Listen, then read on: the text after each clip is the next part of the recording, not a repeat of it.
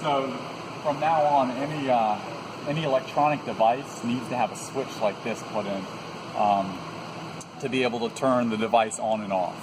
So any electronic device on the cubes, they've got to have a switch, and the cabling needs to be at least 6 inches. Therefore, it can be fed back through the structure, and it can be turned on without taking the front plate off.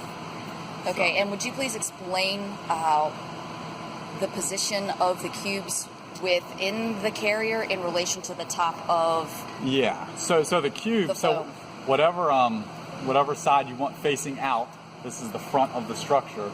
It will be close up. It'll be pressed up against the glass. So it's not going to be sitting way back down in the structure. It's going to be wanting to sit up as close as it can. Therefore, anything that's coming out the back side has got to be long enough to reach.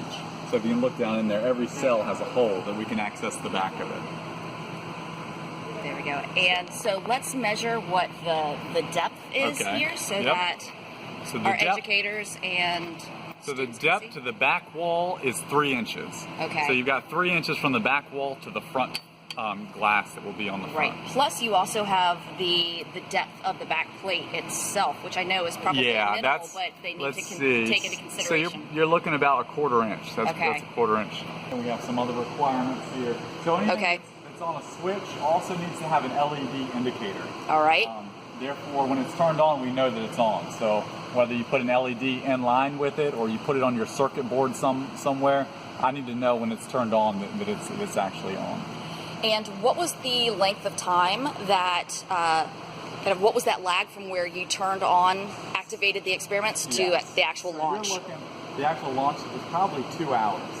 But if we have this new regulation where it can actually be fed through the back and somebody on the flight line can turn it on, that'll make it within 5 minutes of launch. Yeah, that actually would help people considerably, given also the battery constraints. So that we can't use any LiPo batteries, and so you really do have a shorter amount of time. Yes. And another thing, we have one in here, I'm not sure where it is. The batteries need, these little button batteries, those are the ideal batteries to use. They actually make holders for these. Okay. So we don't want people to tape batteries together or solder on electric tape or electric conductors, because they could short out. We had a problem with them shorting together, and potentially that could be a fire hazard. So if you use the little button batteries, little lithium button batteries, and then the button battery holders, and then put a switch in line with that, and that'll be all you need. Okay. What were some of the other either constraints or requirements for our next flight? That pretty much covers it. So we covered the switch. Switch must be on there. The wiring needs to be at least 6 inches to feed it out back through. You need to have an LED indicator on the electronic device to prove that it is actually on. And then the button battery holder. Any battery needs to be in a holder, not taped together. Okay. And you want the connection soldered instead of taped. Yeah, exactly. That's another good point.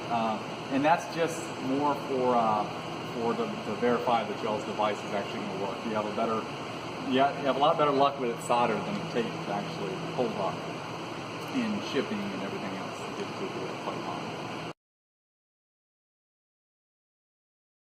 Holder that works out perfect, holding the device, and they make all different kinds. So if you need, I think these are 3-volt batteries, but if you need 6 volts, they make devices that will hold 2 of them together to get you the voltage that you need.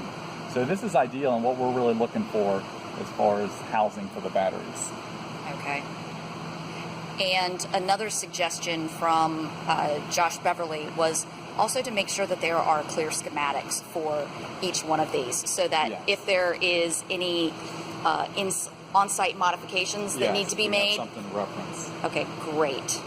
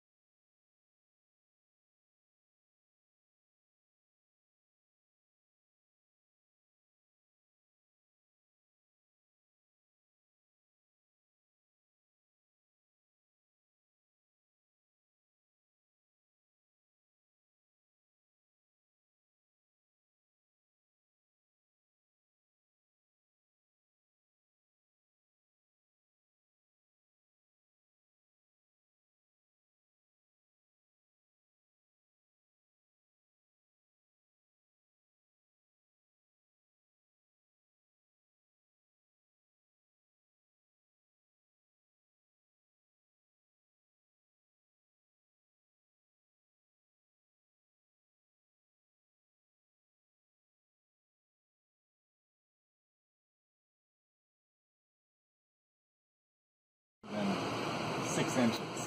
Okay. So some of the requirements,